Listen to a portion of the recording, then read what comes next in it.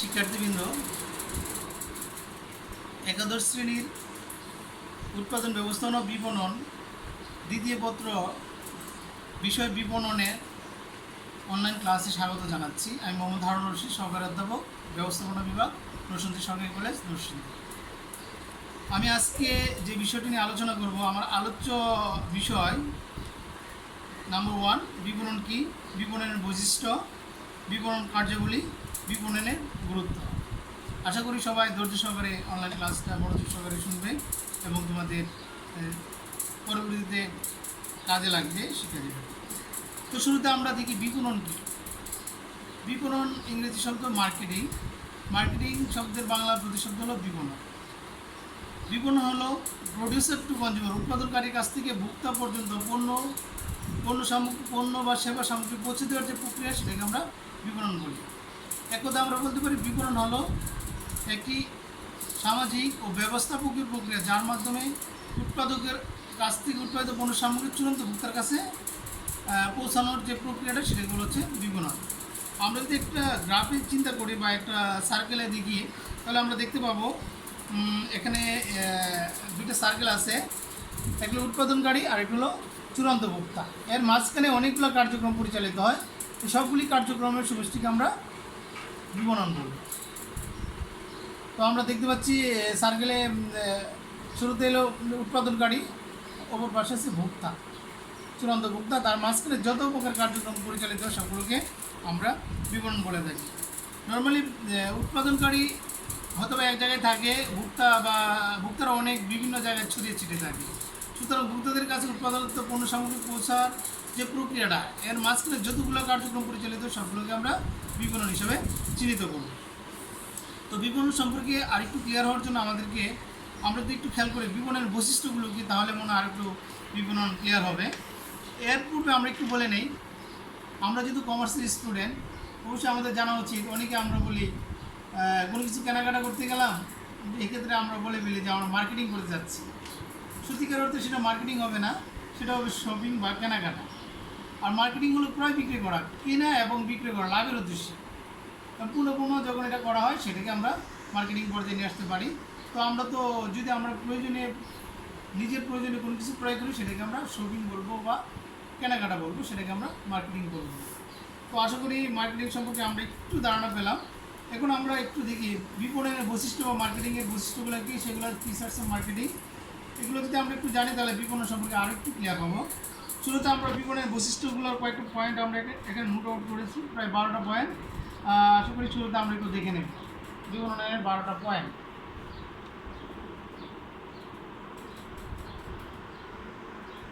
বিপণনের বৈশিষ্ট্যের 12টি পয়েন্ট আমরা এখানে নোট আউট করছি। প্রত্যেকটা বিষয় নিয়ে আমরা বিস্তারিত আলোচনা করব।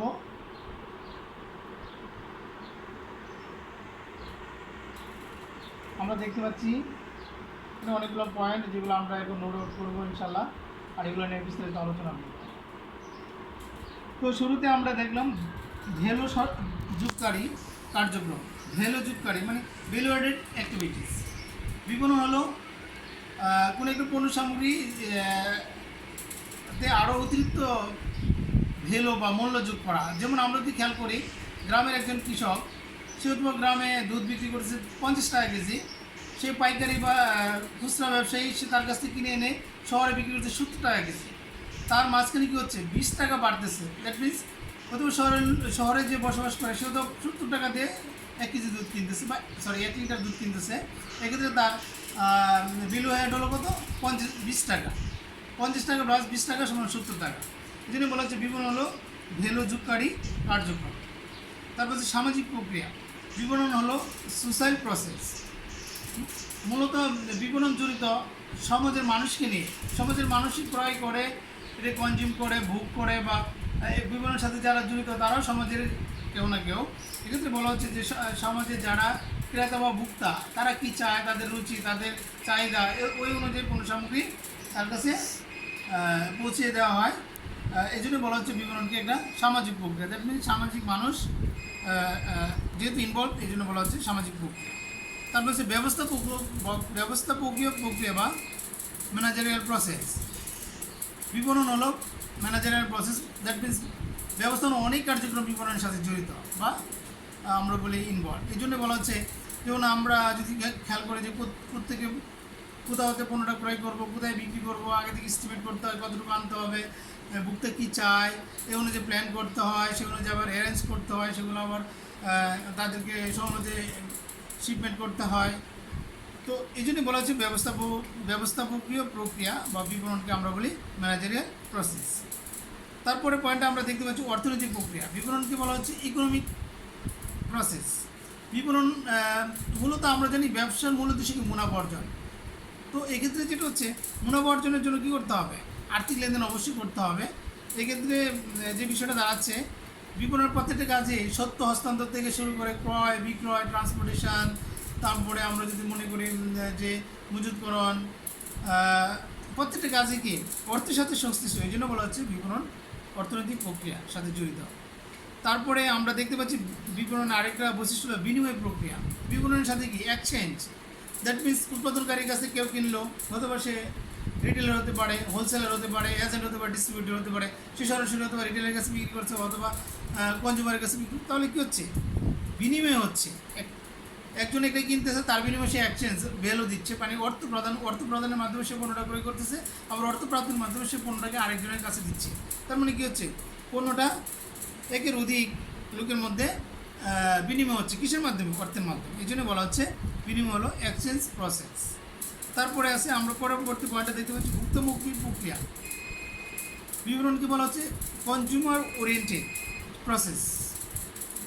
কনজিউমার কী চায় সেই অনুযায়ী আমাকে পণ্য বা সেবা সরবরাহ করতে হবে। আমরা জানি যে বাজারের রাজা কে, ভোক্তা যেটা চায় সেটা যদি আমি দিতে পারি তাহলে আমি সফল উদ্যোক্তা হতে পারবো বা সফল ব্যবসায়ী হতে পারবো। ভোক্তারা যেটা পছন্দ করে আমি যদি সেটা না এনেও অন্য কিছু আনি তাহলে সেটা বিক্রি হবে না। এক্ষেত্রে বলা হচ্ছে ভোক্তা ওরিয়েন্টেড। ভোক্তা যা চায় সেই অনুযায়ী আমাকে ওই ধরনের পণ্য আমাকে উৎপাদনকারীর কাছ থেকে ক্রয় করে এনে আমার দোকানে সংরক্ষণ করতে হবে সেটা, বা আমি সেরকমভাবে কাস্টমার থেকে সাপ্লাই দিতে হবে। এই জন্য বলা হচ্ছে কনজিউমার ওরিয়েন্টেড প্রসেস। তারপর আমরা একটু বলে নেই ভোক্তাটা কি। ভোক্তা হলো চূড়ান্তভাবে কোনো একটা পণ্যের উপযোগ যে নিঃশেষ করে সেই ভোক্তা। ক্রেতাকে যে কোনো কিছু ক্রয় করে সেই ক্রেতা। একজন ক্রেতা ভোক্তা হতে পারে না হতে পারে। ভোক্তা কী করে, ভোক্তা চূড়ান্তভাবে কোনো একটা পণ্য তার উপযোগ নিঃশেষ করে বা উপযোগ কনজিউম করে তাকে বলা হচ্ছে ভোক্তা। উপযোগটা কি, কোনো একটা পণ্যের মধ্যে মানুষের অভাব মোচনের যে ক্ষমতাটা সেটাকে বলা হচ্ছে উপযোগ। তারপরে আছে গতিশীল প্রক্রিয়া। Marketing is a dynamic process. Marketing একসময় মার্কেটিং যে টার্মসগুলি ডে বাই ডে চেঞ্জ হচ্ছে। একসময় তো মার্কেটিং অনেক নড়বড়ে ছিল বা ওইরকমভাবে ছিল না, কিন্তু এখন যেটা হচ্ছে marketing day by day update হতে হতে এখন যেটা হচ্ছে অনলাইন মার্কেটিংয়ে চলে যাচ্ছে। আমরা দেখছি ফেসবুক, অনলাইন মার্কেটিং বিভিন্নভাবে এটা কী হচ্ছে ডাইনামিক প্রসেস। বিজ্ঞাপনের সিস্টেম বা আমরা বলি পণ্য সাপ্লাইয়ের সিস্টেমও চেঞ্জ হয়ে যাচ্ছে। তো এটা স্থির না, এটাকে বলা হচ্ছে marketing is a dynamic process. এটা একটা গতিশীল বিষয়। অনুসন্ধানমূলক প্রক্রিয়া। মার্কেটিংয়ের আরেকটা অন্যতম বৈশিষ্ট্য হলো অনুসন্ধানমূলক বলতে বোঝাচ্ছে সার্চিং প্রসেসটা বলতে বোঝাচ্ছে যে এখানে ভোক্তারা কী চায় সেটাকে ফাইন্ড আউট করতে হবে। তাদেরকে আরও কি বেটার কোয়ালিটি দেওয়া যায়, উৎপাদনের ক্ষেত্রে কি আরও বেশি ভালো প্রোডাক্ট তৈরি করা যায়, কী নতুন আইডিয়া অ্যাড করা যায়, পাশাপাশি বিজ্ঞাপনের ক্ষেত্রে কীভাবে তাদেরকে আরও বেশি আকৃষ্ট করা যায়, সেই বিষয়গুলো এখানে চলে আসে। এই জন্য বলা হচ্ছে অনুসন্ধানমূলক প্রক্রিয়া। এখানে বলা হচ্ছে আমি কোথাও হতে আমার পণ্য বা সেবা সামগ্রী ক্রয় করবো, কোথায় বিক্রি করব, কতটুকু লাগবে, কী পরিমাণ, কী সাইজ বা কী ধরনের স্ট্যান্ডার্ড পণ্য লাগবে, সেই বিষয়টাকে আমাকে অবশ্যই খেয়াল করতে হবে। এই জন্য বলা হচ্ছে অনুসন্ধানমূলক প্রক্রিয়া। তার পরবর্তী পয়েন্টটা দেখতে পাচ্ছি সমন্বিত প্রক্রিয়া, ইন্টিগ্রেটেড প্রসেস। বিজ্ঞাপনের আরেকটা গুরুত্বপূর্ণ বিষয় হলো মার্কেটিং আরেকটা গুরুত্বপূর্ণ বিষয় হলো ইন্টিগ্রেটেড প্রসেস বা সমন্বিত প্রক্রিয়া। মার্কেটিং নির্ভর করে প্রোডাকশনের উপরে, প্রোডাকশন নির্ভর করে পারচেজ বা আমরা বলি HRM বা আমরা বলি ম্যানেজমেন্টের কোয়ালিটির উপরে বা মার্কেট ডিমান্ডের উপরে। এক্ষেত্রে যেটা হচ্ছে যে শুধু মার্কেটিং তো পরে লাস্ট স্টেপ, কিন্তু মার্কেটিং গুরুত্বপূর্ণ বিষয়।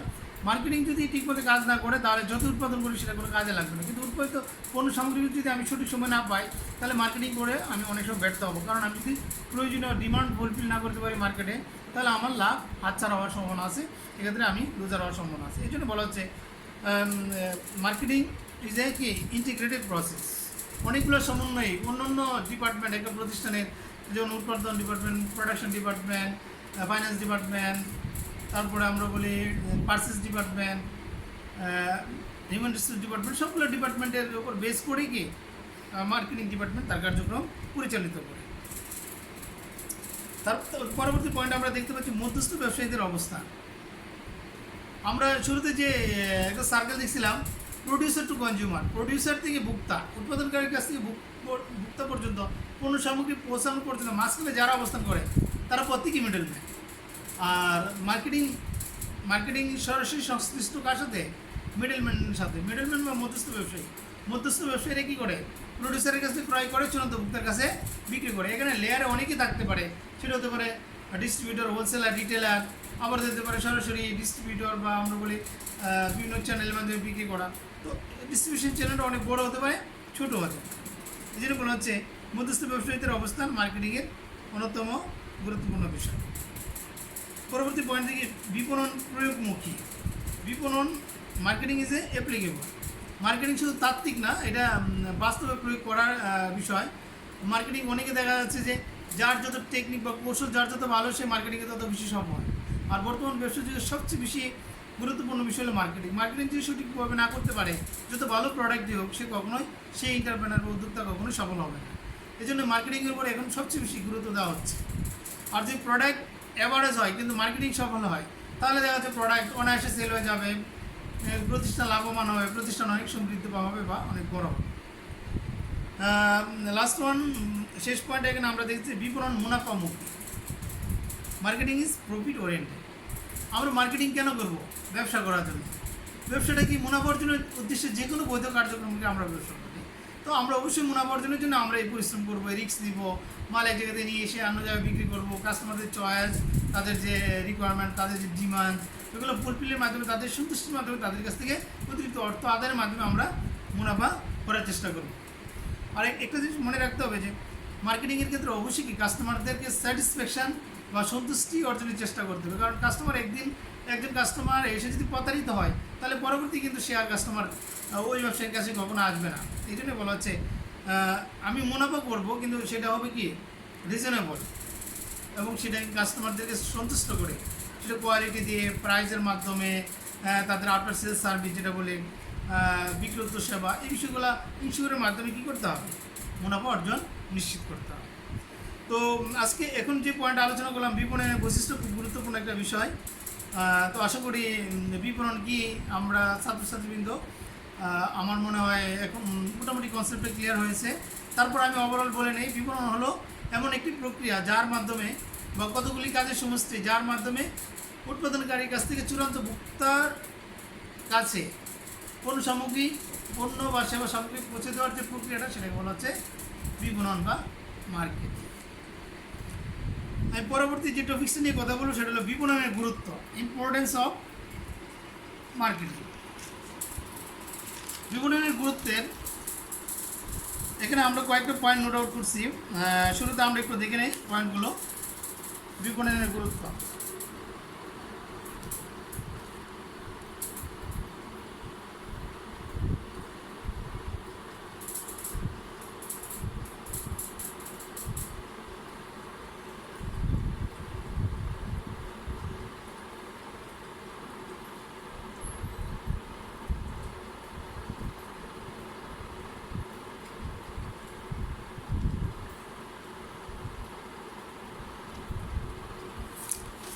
তো বিপণনের গুরুত্বের প্রথম পয়েন্টে আমরা দেখতে পাচ্ছি সামাজিক চাহিদা পূরণ, ফুলফিলমেন্ট অফ সোশ্যাল ডিমান্ড।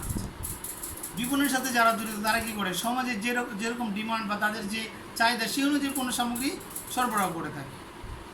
বলে কী হচ্ছে, সমাজে আমরাও তো অনেক দূরে আইসোলেটেড অবস্থান করি সমাজের মধ্যে, কিন্তু উৎপাদিত পণ্য সামগ্রী হতে দেখা গেলো এটা অথবা ইউএসের কোনো প্রোডাক্ট বা ইউকের বা আমরা বলি বাইরে জাপানিজ কোনো প্রোডাক্ট, বা আমরা গাছের কথা চিন্তা করি, যদি এমন হয় যে রাজশাহীর আম সিজনে আম ব্যবসায়ী কী করে ওইখান থেকে আমাদের এখানে বিক্রি করে, অথবা আমিও তো 5 কেজি আম কিনতে গেলে রাজশাহী যেতে গেলে আমারও তো অনেক টাকা খরচ হতো, নুরসিংদী থেকে বা রাজশাহী যাওয়া আসা, কনভেন্স বা আমার অনেক টাইম বা সময় আমার ক্ষেপণ হতো, খরচও বেড়ে যেত।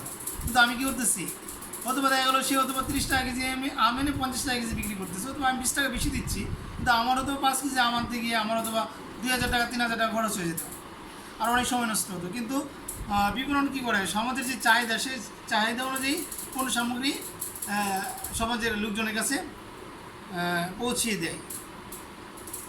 পরবর্তী পয়েন্ট আমরা দেখতে পাচ্ছি উৎপাদন বৃদ্ধি, ইনক্রিজ অফ প্রোডাকশন। বিপণন কী করে, উৎপাদন বৃদ্ধি করে, সামাজিক চাহিদা মিট আপের মাধ্যমে বিপণন কী করে, প্রোডাকশন বা চাহিদা সৃষ্টি করে। আর চাহিদা সৃষ্টির মাধ্যমে কী করে, উৎপাদনের উপরে প্রেশার বাড়ে, যাতে উৎপাদন আরও বৃদ্ধি পায়। এই জন্য বলা হচ্ছে ইনক্রিজ অফ প্রোডাকশন। বিপণনের মাধ্যমে কী করা হয়, পণ্যর বিক্রি বাড়ে। এটা বিজ্ঞাপন হতে পারে বা বিভিন্ন প্রচারণার মাধ্যমে হতে পারে। ফলে যারা আমরা বলি বর্তমান ভোক্তা বা সম্ভাবনাময় ভোক্তা যারা বা কনজিউমার বা ক্রেতা, তাদের সংখ্যা বাড়ে। সংখ্যা বাড়লে কী হবে, তাদের ক্রয় বাড়ে। ক্রয় বাড়লে কী হয়, উৎপাদনের উপরে প্রেশার বাড়ে, আলটিমেটলি উৎপাদন বাড়ে। তারপর আছে পণ্যের সুষম বন্টন, প্রপার ইউটিলাইজেশন অফ গুডস। একই পণ্য এক জায়গায় সম্পূর্ণ দেওয়া হয় না। বিজ্ঞাপন মার্কেটিং কী করে বা বিপণন কী করে, যেখানে যতটুকু দরকার সেই অনুযায়ী তারা সেই পণ্যটা ওইখানে নিয়ে আসে। সেটা হতে পারে হোলসেলার, রিটেলার, ডিস্ট্রিবিউটর বা এজেন্ট। তারা কী করে, ওই অনুযায়ী ওই এলাকার জন্য পণ্য সামগ্রী নিয়ে আসে। তেমনইভাবে প্রত্যেকটা এলাকা থেকে বা প্রত্যেকটা জায়গা থেকে তারা কী করে, ওই ধরনের পণ্য সামগ্রী যতটুকু দরকার ততটুকু এনে ওই এলাকায় এটা ডিস্ট্রিবিউট করে বা সেল করে। ফলে দেখা যাচ্ছে পণ্যের সুষম বন্টন নিশ্চিত হয়। তার পরবর্তী পয়েন্টটা দিচ্ছে মূল্যমানের স্থিতিশীলতা বিধান, landing stability of price level. মূল্যমানের স্থিতিশীলতা বিধান, প্রাইস লেভেলটাকে স্থিতিশীল রাখে কিসে, মার্কেটিংয়ের মাধ্যমে। এখন এমন যদি হয় যে কোনো এলাকায় পণ্য ডিমান্ড আছে, কিন্তু সাপ্লায়ার যারা বা মিডলম্যান যারা আছে, আমরা বলি হোলসেলার, রিটেলার, ডিস্ট্রিবিউটর, তারা যদি যতটুকু দরকার ততটুকু না এনে কম আনে, তাহলে কী হবে, ওই পণ্যের ক্রাইসিস সৃষ্টি হবে। সাপ্লাই কমে যাবে, সাপ্লাই কমলে কী হবে, পণ্যের দাম বেড়ে যাবে, সামাজিক অস্থিরতার সৃষ্টি হবে। এই জন্য বলা হচ্ছে মার্কেটিং কী করে, মার্কেটিংয়ের সাথে সংশ্লিষ্ট যারা থাকে তারা কী করে, ওই এলাকার ডিমান্ড অনুযায়ী যতটুকু দরকার ততটুকু পণ্য সামগ্রী সেই এলাকায় সাপ্লাই দেয়। ফলে পণ্যের ক্রাইসিস সৃষ্টি হয় না, ফলে পণ্যের মূল্য বৃদ্ধি পায় না। তারপরে আমরা অনেক সময় দেখি অসাধু ব্যবসায়ীরা, তারা পণ্যের পর্যাপ্ত সাপ্লাই বা আমরা বলি সরবরাহ থাকার পরেও তারা ইচ্ছা করে আর্টিফিশিয়ালি কী করে, পণ্যের মূল্য বাড়িয়ে দেয়। ফলে দেখা যাচ্ছে আমরা দেখেছি যে পেঁয়াজের দর 6 মাস বা 1 বছর আগে 300 টাকা কেজি ছিল, এবারও হঠাৎ করে পেঁয়াজের দাম 40 টাকাতে 90 টাকা 100 টাকা হয়ে গেছে। এটি কিন্তু আসলে অসাধু ব্যবসায়ী বা আমরা বলি কৃত্রিম সংকটের কারণে সেটা হয়েছে। আর যদি এরকম মার্কেটিংটা যদি সঠিকভাবে এখানে সম্পন্ন হতো, যতটুকু দরকার ততটুকু ওই এলাকায় থাকতো এবং তাদের ভিতরে যদি ওইরকম মরালিটি বা নৈতিকতা কাজ করতো, তাহলে হয়তোবা পরিস্থিতি ওইরকম হতো না। এই জন্য বলা হচ্ছে মূল্যমানের স্থিতিশীলতা নিশ্চিত করে কে, মূল্যমানের স্থিতিশীলতা নিশ্চিত করে মার্কেটিং। ভোগের বৈচিত্র্যকরণ, ডাইভার্সিফিকেশন অফ কনজামশান। এখানে যেটা হচ্ছে মার্কেটিং কী করে, নতুন নতুন নিত্য নতুন প্রোডাক্ট, নতুন আইডিয়ার প্রোডাক্টগুলো মার্কেটে নিয়ে আসে। ফলে দেখা যাচ্ছে যারা ভোক্তা তারা হয়তো দেখা গেলো, সে হয়তো একটা কিনতে গেছে, গিয়ে দেখলো আর একটা নতুন প্রোডাক্ট, আরে ওইটা তো খুব ভালো, ওইটা তার পছন্দ হলো, সেটা নিয়ে নিল। হয়তো দেখা গেলো আমরা আগে টিভি কিনতাম, নর্মাল টিভি, এখন দেখা গেলো টিভির শোরুমে গেলাম, গিয়ে দেখলাম হঠাৎ করে এলইডি টিভি বা আরও আপগ্রেড টিভি। বা আমি একটা ওয়াশিং মেশিন কিনতে গেলাম, নর্মাল ওয়াশিং মেশিন, গিয়ে দেখলাম অটোমেটেড ওয়াশিং মেশিন বা আরও হাই কোয়ালিটি ওয়াশিং মেশিন। ফলে কী হচ্ছে, মানুষের ভিতরে কি, মানুষ যখন একটা জিনিস দেখে তার ভিতরে সেটা চাহিদা সৃষ্টি হয় বা তাদের অভাব বা ওইটার প্রতি একটা তার আগ্রহ সৃষ্টি হয়। আস্তে আস্তে সে তার অ্যাফোর্ডেবিলিটির ভিতরে থাকলে বা তার ক্রয় ক্ষমতার ভিতরে থাকলে সে নিত্য নতুন প্রোডাক্টটাকে কনজিউম করার চেষ্টা করে বা ক্রয়ের চেষ্টা করে। তারপর আছে ব্যবসায়িক ঝুঁকি হ্রাস। বিপণন কী করে, ব্যবসায়িক ঝুঁকি হ্রাস করে। ব্যবসায়িক ঝুঁকি হ্রাস অনেক সময় দেখা যায় উৎপাদনকারীর কাছ থেকে পণ্য সামগ্রী ভোক্তার কাছে পৌঁছায় কে, মার্কেটিংয়ের মাধ্যমে।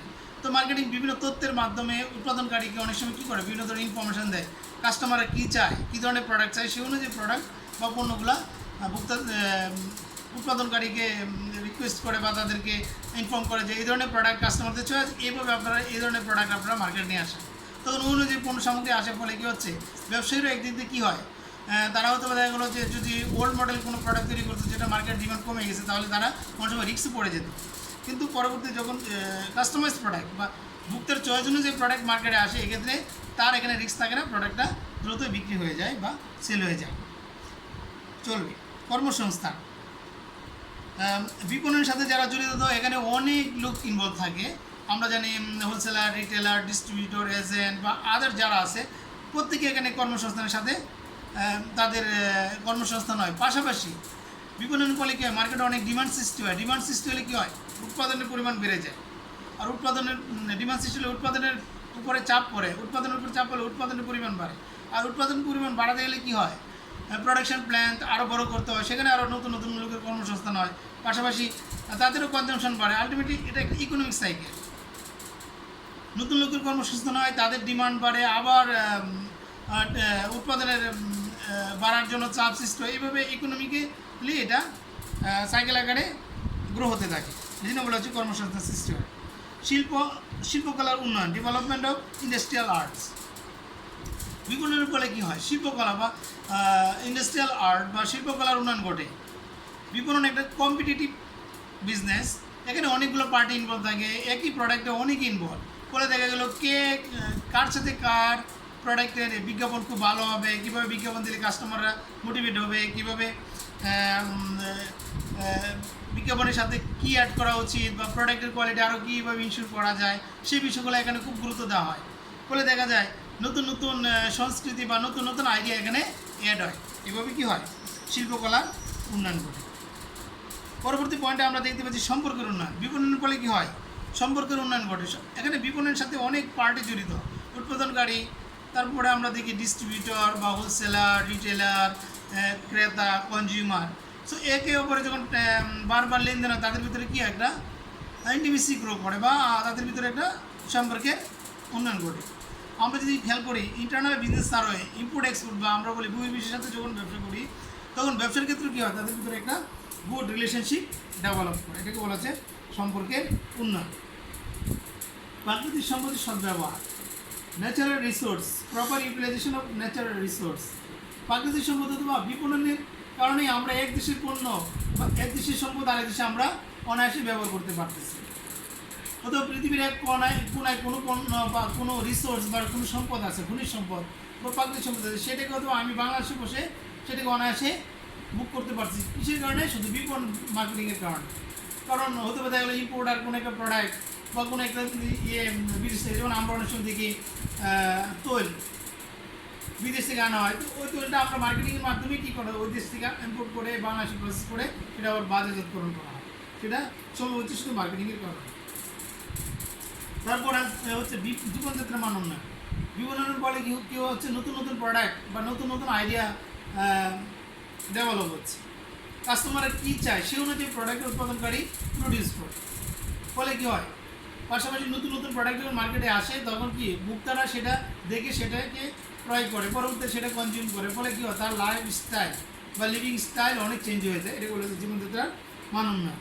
পাশাপাশি মানুষ যখন তার আয় বাড়ে, কর্মসংস্থানের মাধ্যমে বা বিভিন্ন উপায় যখন তার আয় বাড়ে, তখন সে কী করে, সে নতুন নতুন প্রোডাক্ট করে, লেটেস্ট প্রোডাক্ট বা ভালো ভালো প্রোডাক্ট, তার পরিধেয় বস্ত্র বা তার নিত্যনৈতিক যে আবশ্যকীয় যে উপাদানগুলো, সেগুলো সে বুক করার চেষ্টা করে। ফলে তার জীবনযাত্রার মান এখানে অনেক ডেভেলপ করে। লাস্ট পয়েন্ট আমরা যেটা দেখতে পাচ্ছি, অর্থনৈতিক ও সামাজিক উন্নয়ন। বিপণনের ফলে কী হচ্ছে, ইকোনমিক কার্যক্রম অনেক বেড়ে যায়। পাশাপাশি সামাজিকভাবেও অনেকের সাথে অনেকের ইনভলভমেন্ট হয়, নতুন নতুন আইডিয়া ডেভেলপ হয়। ফলে কী হচ্ছে, টোটাল জিডিপি বাড়ে। অন্যদিকে রাষ্ট্রের আমরা বলি জিডিপি বাড়লে কী হয়, রাষ্ট্রের উৎপাদন বাড়ে। পাশাপাশি যখন ইনকাম বাড়ে, তখন সরকারকে ট্যাক্স প্রদান করে, সরকার এখানে লাভবান হয়। পাশাপাশি যারা বিপণনের সাথে রিলেটেড বিজনেসম্যান যারা থাকে, তারা কী করে, সামাজিক বিভিন্ন বিষয়ে তারা কন্ট্রিবিউট করার চেষ্টা করে। ফলে সামাজিকভাবে তারা সমাজও এগিয়ে যায়, পাশাপাশি রাষ্ট্রে এগিয়ে যায়। যেটি মনে হচ্ছে বিপণন অর্থনৈতিক ও সামাজিক উন্নয়নে গুরুত্বপূর্ণ ভূমিকা রাখে। তো ডিয়ার পার্টিসিপেন্ট, সুপ্রিয় শিক্ষার্থীবৃন্দ, আজকে আমরা যে বিষয়টা আলোচনা করলাম, আশা করি বিপণন কাকে বলে, বিপণনের বৈশিষ্ট্য, বিপণনের গুরুত্ব, তিনটা বিষয় আমরা বোঝার চেষ্টা করেছি। আশা করি তোমাদের ক্লাসটা ভালো ভালো লেগেছে। তো করোনার এই সময় সবাই সতর্ক থাকবো, নিজের দিকে খেয়াল রাখবো, নিজের পরিবারের দিকে খেয়াল রাখবো, সমাজের দিকে খেয়াল রাখবো, যাতে আমার দ্বারা কেউ ক্ষতিগ্রস্ত না হয় এবং আমিও নিজেও যাতে সেফ থাকি। এক্ষেত্রে আমরা অবশ্যই সামাজিক দূরত্ব রক্ষা করার চেষ্টা করব। পাশাপাশি নিজেদেরকে সামাজিক দূরত্ব রক্ষার মাধ্যমে নিজেকে, নিজের সমাজকে, নিজের পরিবারকে রক্ষার মাধ্যমে জাতিকে রক্ষা করার চেষ্টা করব। সবাই ভালো থাকবে। আল্লাহ হাফেজ।